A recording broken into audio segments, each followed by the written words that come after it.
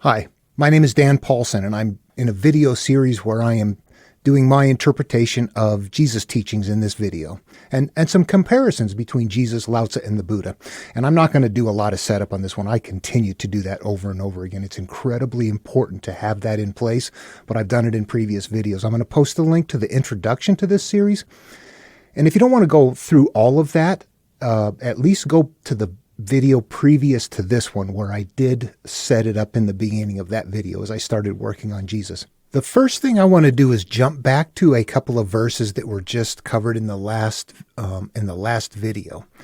I covered them there, and they're actually part of a little bit larger section, and I didn't cover the whole section due to another layer of complexity. I left that out. So I introduced this simpler one to begin with. It was the one about the cloak and putting the patch on it, the new patch, and us being the wineskins and putting the new wine inside. There's a preceding part to that I want to cover, and we're going to take a little deeper look at some interpretation techniques. I will remind everyone I'm using the new standard version, the new revised standard version, and this is Matthew 14 through 17. Then the disciples of John came to him saying, "Why do we and the Pharisees fast often, but your disciples do not fast?"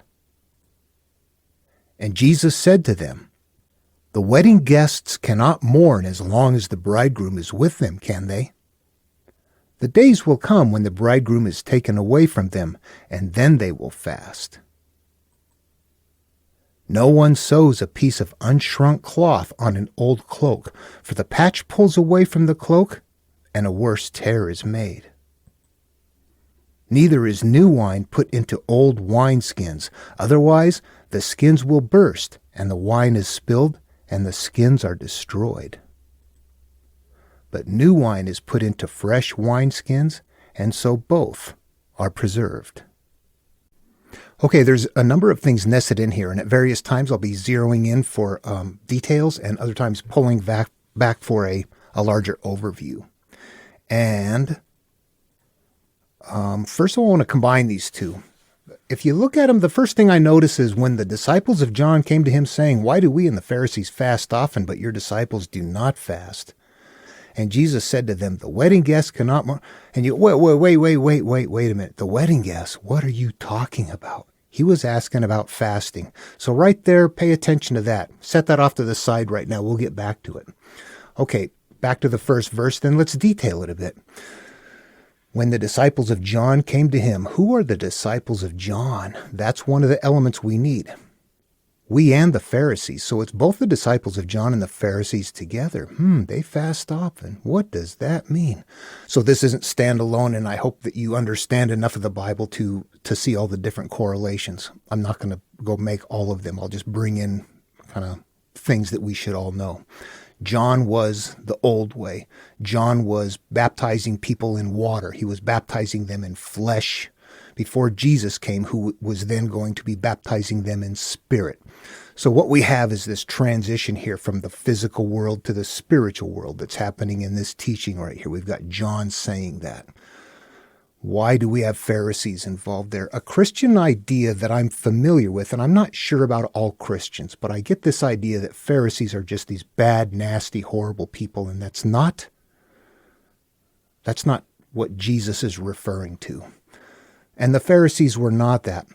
The Pharisees need to be that if you need to separate your teaching from the Jews, if you need to be a Christian. But if you don't need that, then let's take another look at Pharisee, and let's define what a Pharisee is much better. In their day, the Pharisee was somebody who could read, write, understood Scripture. They're in a land and a time where people do not read, do not write. The material is not available. It's written down by hand by scribes, messed up. Somebody's got to read it to them. The wedding guests cannot such and such. And people are like, what does that mean? It's up to the person who reads it to them to say, here is what that means. What do we see happening today? That's what ministers do. That is what anybody that teaches Scripture does. They say, here is what it means. I'm teaching you. The difference is people today can read and they have their own copies. Back then, nobody did. You relied completely on the Pharisee to not only read you the Scripture, but to tell you what it meant because it was weird. But there's three layers here. And my contention is the Pharisees did not know layer 3. They were teaching a different level. They were teaching different things. They were good people. They were doing their best. They were trying to lead their people and teach them. But they weren't the kind of people to know the inner teaching because it's a hard teaching. So the Pharisees are spreading around Judaism and teaching people what to do. Okay, we're there. John, the Pharisees, they both represent an older way of life in the physical world where we don't quite know physical. We're fasting. We are not eating. We're spending the day not eating food in order to, well, for our pious various reasons. And this says, why do we fast? At some point, we'll leave that right there. Let's move on to the next one. And Jesus said to them, the wedding guests cannot mourn as long as the bridegroom is with them, can they? So Jesus, again, we're going to go with the Christ consciousness. Remember, Christ is the one that is steering this path. We are the Christ consciousness as we are looking to understand these teachings. The wedding guests cannot mourn. What are wedding guests? Mourning, we've seen mourning before, right? Mourning is healing. Mourning is purging. Mourning is finding a way to get comfort with your issues so that you don't continue on. You must mourn those things in order to become empty. So we know that about mourning. The bridegroom, who's the bridegroom? We see this as the conscious. The bridegroom is the one that is in charge of the household. The bridegroom in this case is being an analog representing the consciousness of the individual. They would have thought it was the carnal mind, the soul is the female something. Wedding guests are who? You want a bride and you want a groom and you want them to be together as one. If you have guests, you got problems. They need to go away. The guests, in this case, represent something that becomes a part of your unity that don't belong in that unity of the husband and the wife, of the conscious and the subconscious. Male, female. All analogs steering us to the same thing, getting your thoughts and your hidden garbage so that they are not in conflict. And that only happens by getting rid of the hidden garbage and changing the thoughts. And again, we are using this upon ourselves. Where I'm coming to with this is that all of these component parts become part of your psyche. They become part of your insides. So the wedding guests need to go away. If you want to mourn, so the wedding guests cannot mourn, they cannot heal. These issues cannot heal as long as they are connected with the consciousness. As long as you are actively engaged with all of this stuff, your past. You can't leave it behind. Your issues, all the things that you cling to, the toxic things that are hurting you, but you struggle with. And maybe they're not all seemingly toxic. There are judgments. There are prejudices. There are things about us that make us not pure, not love, not open energy. We're looking for all of that. Any of those would be considered wedding guests. They need to go. The days will come when the bridegroom is taken away from them, and then they will fast. So once the consciousness says, I'm done with that stuff, I'm moving on, then they could diminish. When we go and look at this, we can see that teaching is in there, but we also, if we look at both verses and step back, we see that it went from John and the Pharisees not understanding, not knowing the deeper layer, to inside, to the mental world. It goes to inside the head, from outside to the outside world to the inside world, from the past to the present. We see this transition happening, and you catch it how? You read through this and go, that doesn't seem like it fits together. That's one way to spot it. This transition happens in other places in teachings, but it's not the only way that it's being taught. Judaism and Christianity is big on analogs that teach, it was once and now is this. You may have heard it said once, but all of those sorts of things that deal with moving from the past to the present, or from the physical world to the spiritual world, from the outer world to the inner world.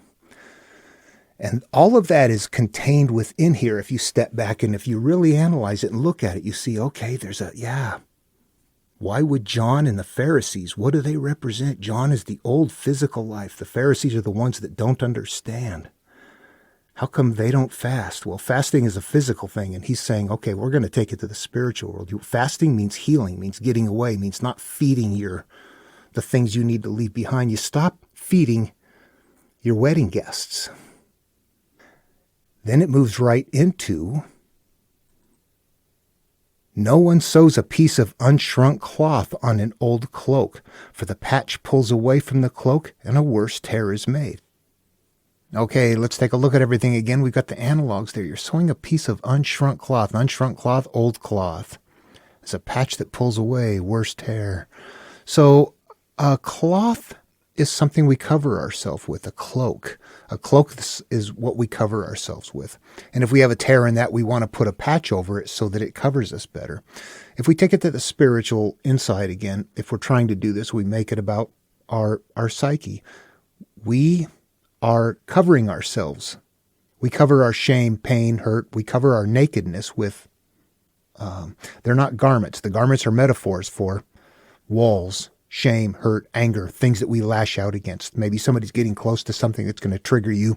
You're sensitive about it. You blow up, which puts up a wall and makes people step back, when in all reality, you got issues. You are covering yourself with those things.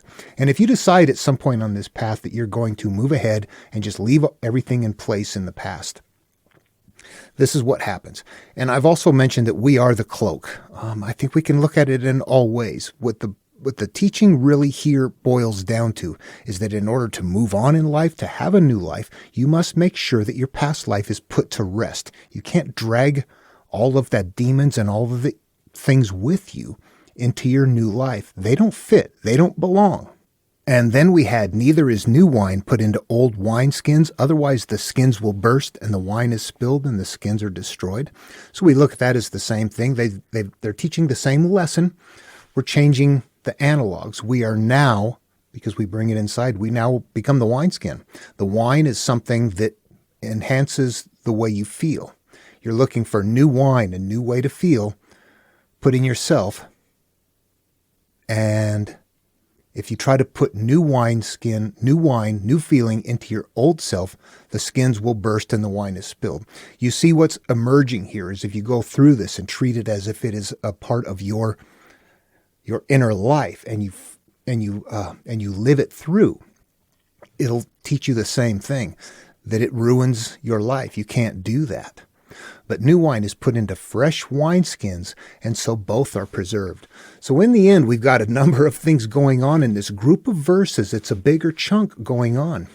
But it starts off shifting us from the outer world to the inner world, and from the past to the present, all in once. From the old way to the new way, our old self to our new self. And that in order to do that, we stop looking at the physical world and look at the inner world. And then once we do that, we realize we have to, in the end, we need a rebirth. We need to purge ourselves in order to move on. In order to have the new wine, the new life put into ourselves, we have to rectify that stuff.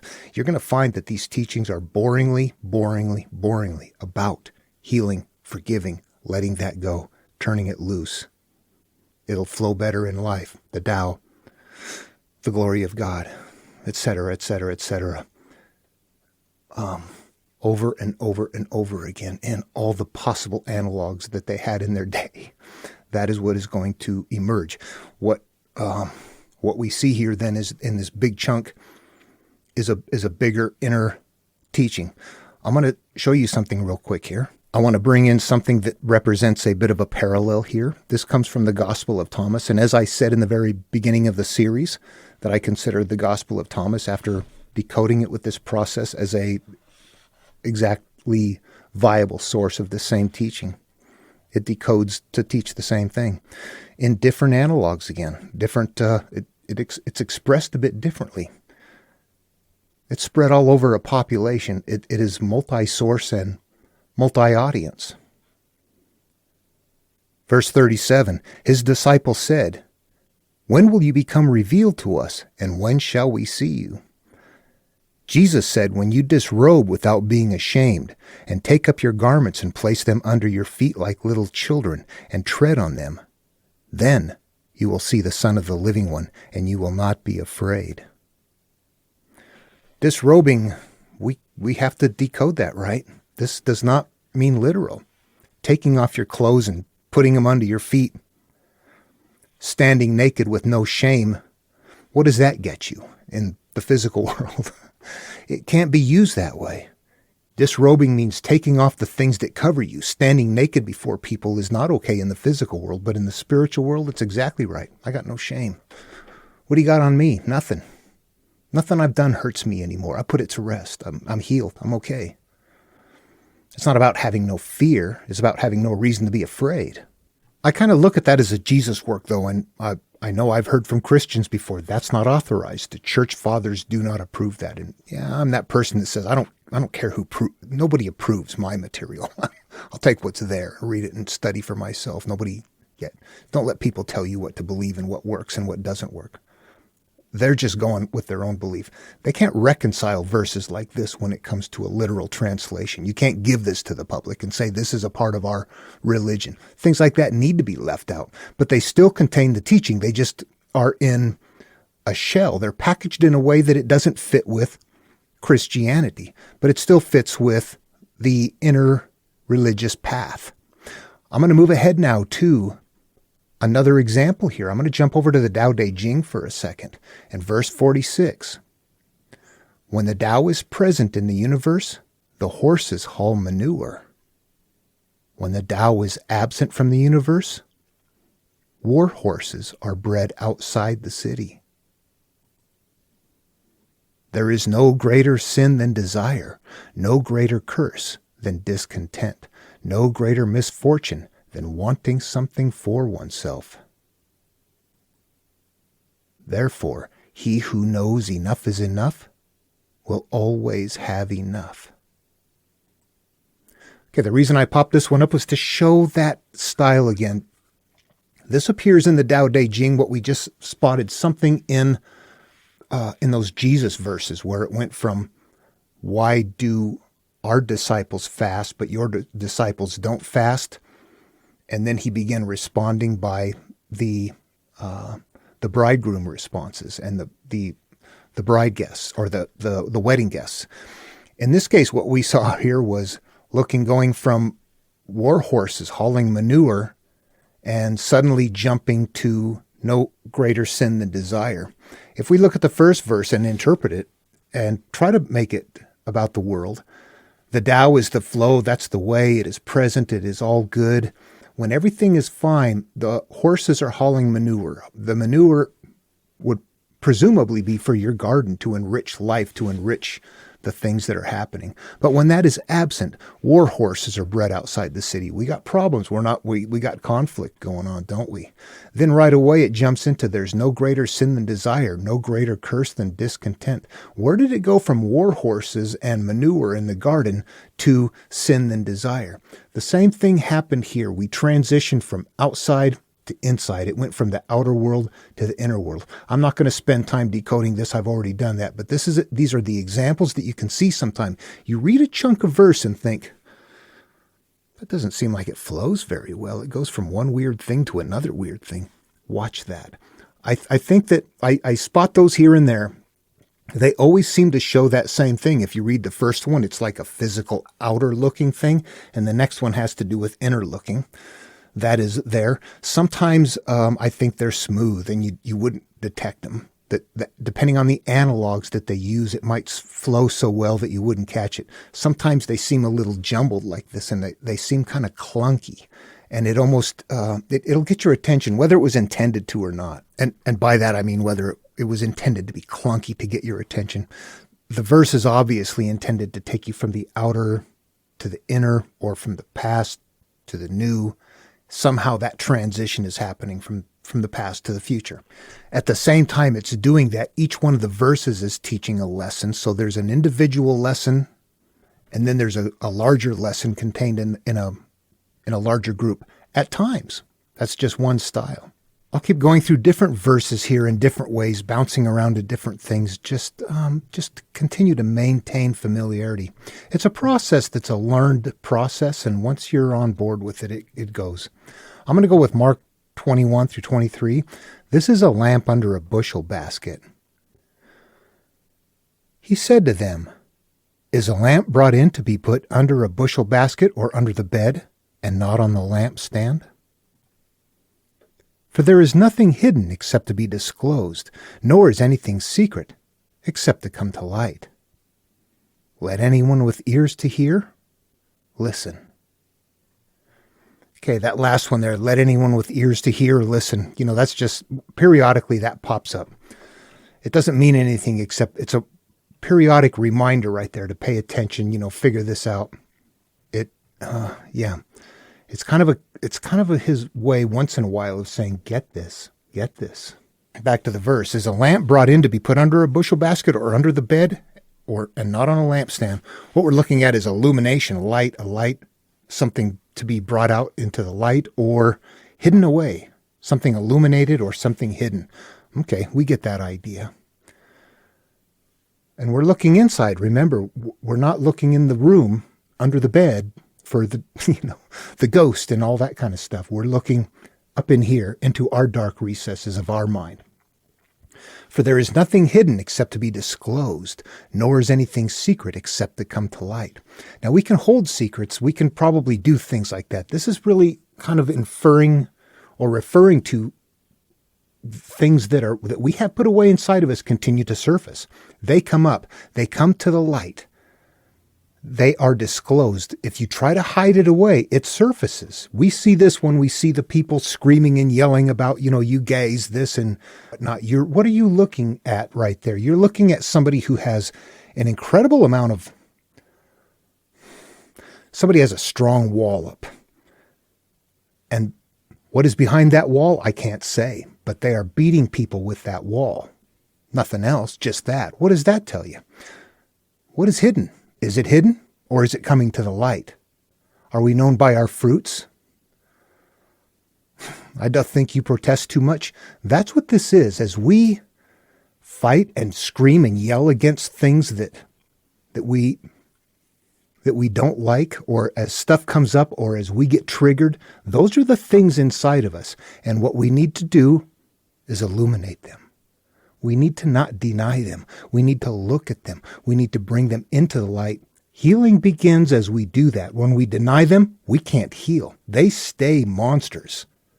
We have to accept them and go face them, look at them and become friends with them, and then they cease. But we have to bring them to the light, which ultimately is code for we need to bring them into our consciousness. We need to stop denying them and hiding them away with fear and go look at them and say, all right, I'm going after you. I'm going to illuminate you and become friends with you, and then you will cease to hurt me. That is how the soul and the psyche works. When we're hurt and we deny that hurt, it acts out. When we figure out how to make friends with that hurt, it ceases to being hurt and it ceases to act out. That's what this verse is telling us. Heal yourself. And if you don't, it'll come out. It'll act out anyway. Next, verse 24. And he said to them, pay attention to what you hear. The measure you give will be the measure you get, and still more will be given you. For those who have, more will be given, and to those who have nothing, even what they have will be taken away. Okay, well, I am absolutely not any kind of a certified world expert, but I can assure you for myself, I will never take anything that Jesus, Buddha, or the Lao Tzu says as face value. They are all nested teachings for us to learn something from. So these are not plain language. Honestly, the measure you give will be the measure you get. If you're nice to people that don't care or that are narcissists and just take from you and take from you and take from you, you're going to get something back. You're going to get more and more and more and more when you do that. That doesn't work at all. You look at that and go, well, that sounds wonderful. It doesn't work. It doesn't work. So what could it mean then? What I measure is inside of me. And what I'm measuring is my experiences, my memories. And if you've been following along and you've got a little bit of the other a little bit of the Lao Tzu and a little bit of the other Jesus work that I've talked about already. This is the same thing as where you are naming something in particular, in Lao Tzu's case, to give it a life inside of you, or in Jesus' case, if you judge something, that is when you have an experience and you decide whether it is good or bad. The measure you give, that's your decision about what the emotional life is of any particular situation that you put away inside of you. That is the measure. And when you put it away with the way that you've measured it, again, it's emotion. You will get more emotion like that. Love, joy, hate, shame. And as I remember them, some of them are fond, and I think of them. And as I do, they enhance, and they activate, and they create that feeling in me. And they enhance my experience in that way. And I will continue to build that as I network that, as I think that, as I experience that. By the same token, however, if I've taken experiences and assigned them values that are derogatory to my well-being or to life in general or the people around me, I've called them shame, or somehow I've got anger or something acting out in some ways, or judgment or somewhere. As I've got that inside of me, those are thoughts that I have, that are beliefs, that are convictions, and the more I give them time, attention, and energy, the more they will grow.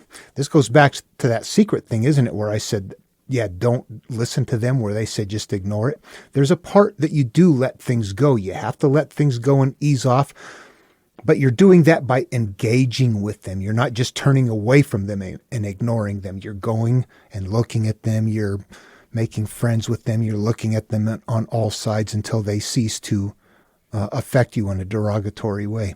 So yeah, that's it. The measure you give is the measure you give to the things inside of you, your own offspring, your love, your joy, your hate, your shame, all of those things. The more energy you give those, the bigger they get. And by the same token, yeah, to those who have nothing, even what they have will be taken away. So as you continue to move that direction of cleaning things out, of diminishing, of letting things go and going, okay, I got it. I am so grabbed onto my life and my experiences that's what's causing my life. And I'm gradually learning to let that go. And as I do, and I'm letting it go, more and more of it will be taken away. And you're looking to be empty. You're looking to be poor in spirit. This is a desirable thing, to have things taken away. Sounds backwards. You got to figure it out. All right, I'm going to throw a bonus chunk of something in here. I don't know if I've got this set up okay. It looks all right. Okay. I'm going to read something from the Nag Hammadi, the Marvin Meyer translation. And this comes from some place I said I didn't say I was going to be pulling from. So this is not part of you'll see why it fits. This comes from the Gospel of Philip. It is considered a Gnostic document because it was collected by the Gnostics. I consider it the Gospel of Philip. Okay, I'm going to read a couple of things, and they're kind of long. I'm not going to type them out, but I'll post a copy of it in the stuff below. This is called Hidden Parts.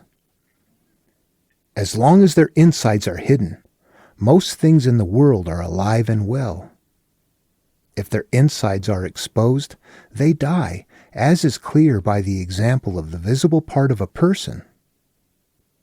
As long as a person's intestines are hidden, the person is alive. If the intestines are exposed and come out, the person dies.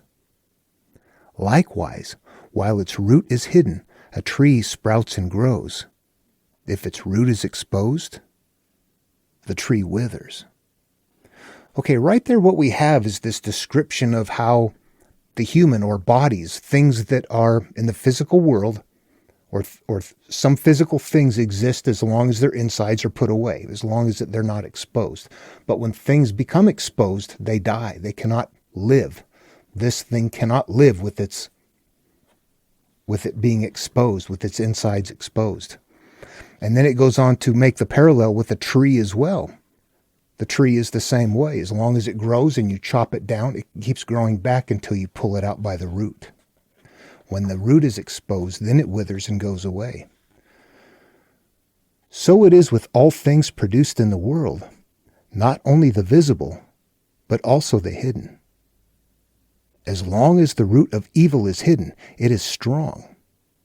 When it is recognized, it is undone, and if it is brought to light, it dies. For this reason the word says, already the axe is laid at the root of the trees. It will not merrily cut them down, for what is cut down sprouts up again, but the axe will dig down until it cuts out the root. Jesus pulled out the root of the whole place, but others did so only in part. So what we get here is a couple of things. Number one, as long as the root of evil is hidden, it is strong. They're telling you right here what the analogs are. They're not being very hidden about it. It's a little bit more plain language, almost. You can kind of look at this and go, I can kind of see what they're getting at. Yeah, if you want something to die off, expose it from the inside. And then, for some reason, we've got something at the end here about Jesus pulling out the root of the whole place. What is that? That's his garden. He's pulling out the roots of everything in there, going for emptiness. But that might not be complete. The next section says the root of evil. Let each of us also dig down after the root of evil within us and pull it out of our hearts from the root. It will be uprooted if we recognize it, but if we are ignorant of it, it takes root in us and produces fruit in our hearts. It dominates us. We are its slaves, and it takes us captive so that we do what we do not want to do and do not do what we want. It is powerful because we do not recognize it. As long as it exists, it stays active. There we have it. When we ignore the things inside of us, they stay in place. And when we look at them and expose them, they go away. It's a simple matter of digging out all the things that through a life, especially, maybe this is global. I think in a lot of culture, at least, I will say we are raised, tough it out, shut up, don't tell anybody, carry it. And that is what kills us. That destroys ourselves. That destroys our capacity to be, it makes us unable to talk out issues. And then it makes it so we become so fearful later on. We will carry so much stuff, we become the man of the tombs, many people. And that doesn't mean jail. That just means people that, you don't want to be around or that are tough to be around. Or, I've been the man of the tombs if I'm not still sometimes. We all have things inside of us we're trying to rectify. And the issue is trying to see them and rectify them, pulling them out, recognizing them, acknowledging them, not denying them, realizing that we picked something up along the way, but we can zero in on it at a finer degree of resolution than they could by simply realizing that we have a space where we have stored it as a memory and an emotional perception. And we've put it away, and it's networking there, and it's living in the background that way, and it continues to do other things.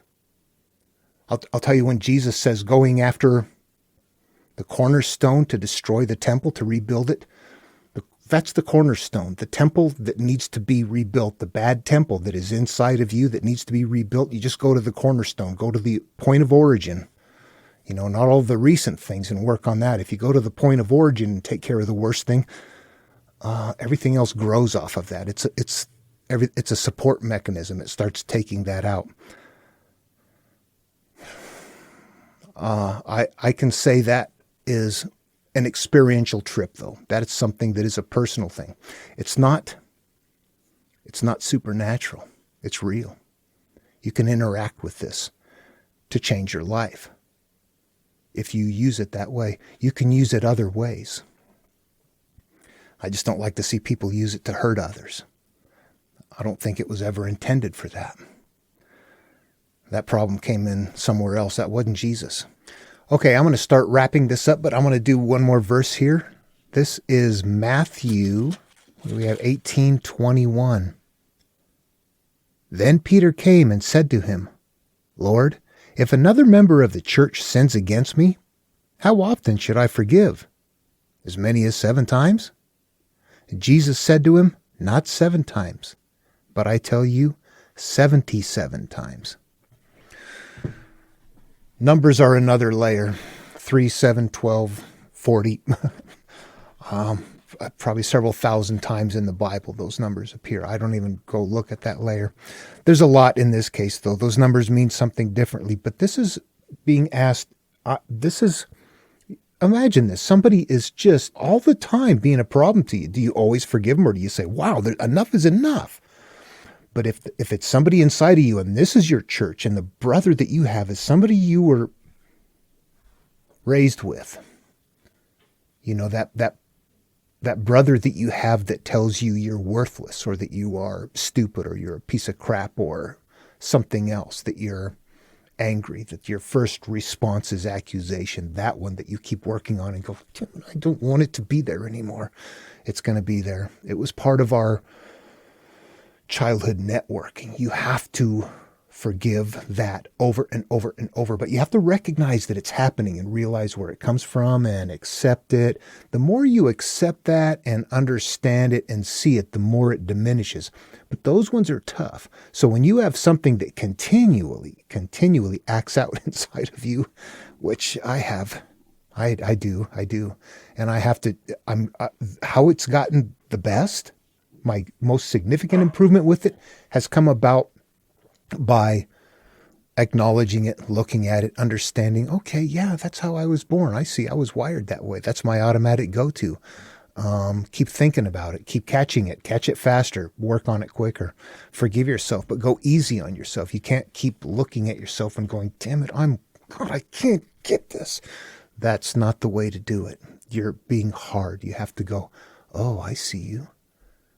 I have been enemies with you, and let me embrace you. You're this pain, this whatever. When that happens, this kind of a mental acceptance happens, and that anguish and that fear begins to diminish, and a healing takes place. So,